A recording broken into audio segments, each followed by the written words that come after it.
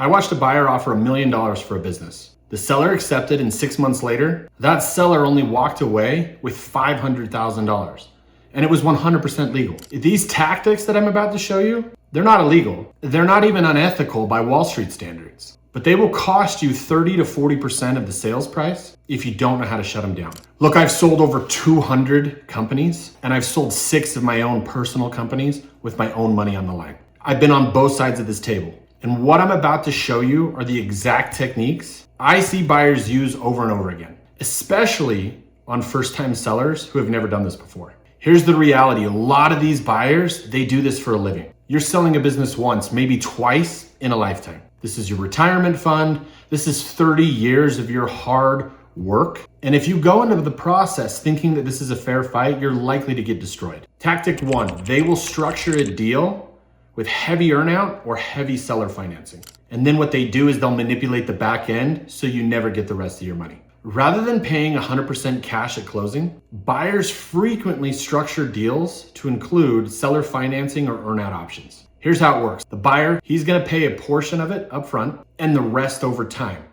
And sometimes it's contingent upon the business continuing to succeed or to increase future performance targets. Let me give you an example of that $1 million transaction. They say, look, I'll give you $500,000 now. I'll give you the rest over time.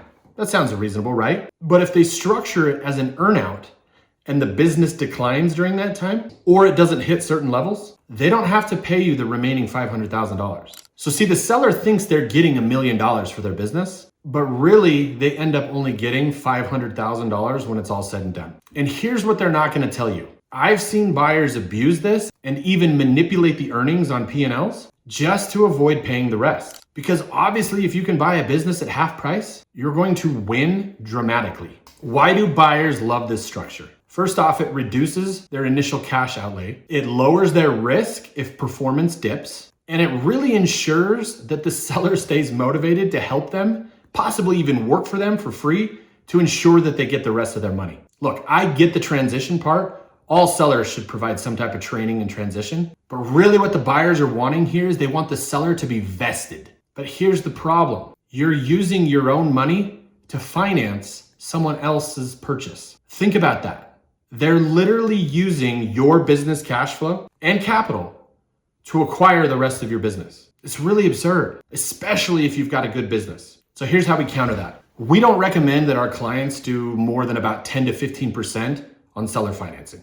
Anything more than that, and there has to be a specific reason to do so. It doesn't make a whole lot of sense why a buyer should use your money to buy your business. Really what you want is a buyer to put the majority of it down in cash up front, so that if anything goes wrong, the seller, they've got the majority of their money. Not all of it. And the seller financing, you should just look at it like a bonus. Here's what this means for you. If you accept a deal with more than 15% in seller financing or an earnout structure, you are taking on the buyer's risk. You're betting on their future ability to run your business better than you did. And if they screw it up, or worse, they game the numbers, you're the only one who loses. You've got no control over the operations anymore, but your payout is 100% dependent on how they run things. Does that make sense? Now, if you're watching this and you're realizing that you're going into negotiating where the other side has done this 50 times and you've done it 0 times, that's exactly why I built my firm the way I did. I've sold over 200 companies. I've sold 6 of my own personal companies with my own money on the line. I know what buyers do because I've been a buyer. And I know what sellers fear because I've faced the same fears. We work only on a contingency basis, meaning if I don't close your deal, we don't get paid. Now, I close over 75% of the deals that I represent. You compare that to the market average, which is about 12. If you want to understand what your business is actually worth in today's market, whether it's positioned to sell now or it needs to be priced to sell, we will do a full business valuation for you at no cost. No obligation, just real numbers. You can book that in the link below. Tactic number 2, they're going to agree to a price up front. And then what they'll do is they're going to use a quality of earnings report to obliterate your cash flow during due diligence. Buyers, particularly in competitive markets, will often look beyond the top level asking price and they'll agree to it just to get into due diligence. So they'll say, oh, you want $5 million for your business? No problem. Here's the offer. The seller, they're stoked. They got their number, they got their offer. But then when they get into due diligence, they will peel that onion with top shelf professionals to power down the cash flow. Here's how they execute. The buyer will examine your financial statements, specifically scrutinize the add backs. These are expenses that the seller claims that won't exist for a new buyer going forward. They'll adjust for what they consider a normal expense. And as that cash flow number goes lower, the price has to change. Because if you're selling a business at a certain multiple of cash flow, and the cash flow drops from say $1 million to $750,000, you just lost 25% of your sales price. Here's the economics that make that ruthless. It might cost a buyer $10,000 to $30,000 for a quality earnings report. A real deep dive quality earnings report. But if they can save $1 million or even $2 million off the asking price, it's totally worth it to have that quality earnings report to beat up the seller. And I mean, they'll get aggressive. They will really scrutinize your financials. Here's the emotional trap. Here's the thing that most sellers don't see coming. By the time you're in due diligence, you've really already emotionally committed that you're selling. You've mentally spent the money. You've maybe even told your spouse. You've started thinking about what's next. And really, buyers, they know that you're probably emotionally committed at this point. So when they come back and they say, look, we found some issues, we need to redo the deal, you'll feel trapped. You've already invested maybe 60 to 90 days, and honestly, you don't want to start over. So you start adjusting and you take the lower price. Here's what that means for you. If your financials aren't bulletproof and your add backs aren't defensible, a sophisticated buyer, he will shred your EBITDA during due diligence. And he will probably renegotiate down 20 to 30% off of his original offer price. And by that point, with all of the evidence that present, you'll probably end up taking the lower price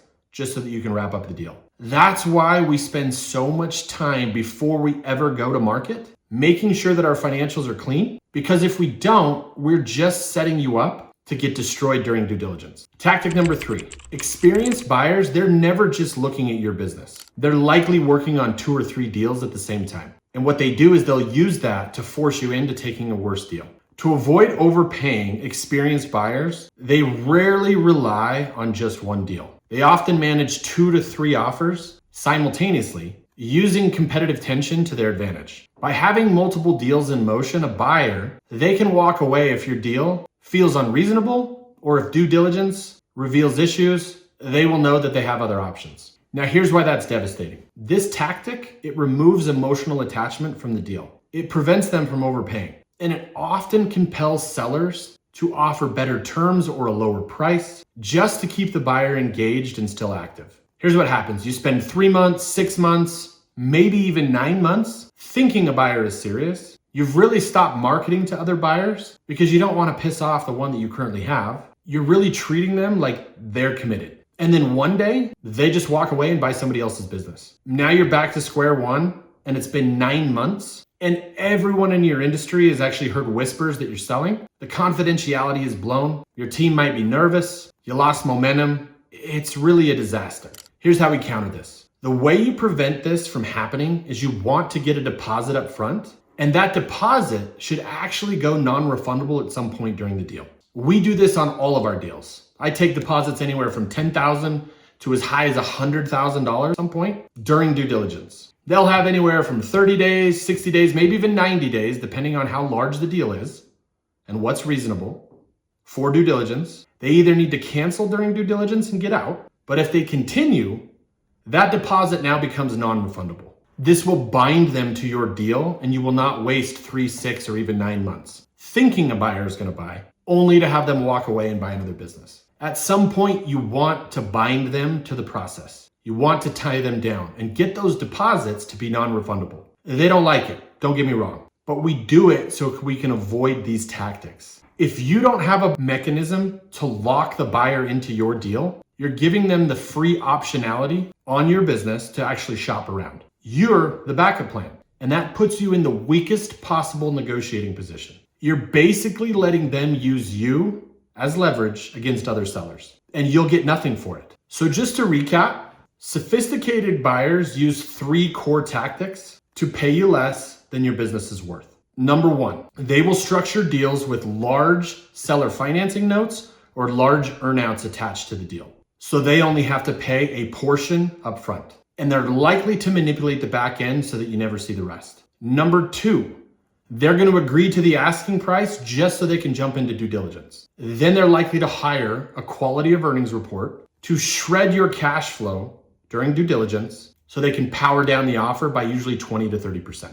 Number 3, they're going to juggle multiple deals at the same time. That way they always have a walk-away leverage point. And they will ghost you in a heartbeat if you do not give them exactly what they want. Here's what most first-time sellers don't understand. This isn't personal. The buyer isn't evil. They're just playing a game that they've played dozens of times. And honestly, if you don't know the rules, you're probably going to lose the game. The good news is all of these tactics, they have countertactics. You can shut them down, but you need someone in your corner who's actually done this as much, if not more, than the buyer you're facing. Not just read about it, but actually put their own money into their own transactions. If you want a confidential conversation about selling, you can find my contact details in the description below.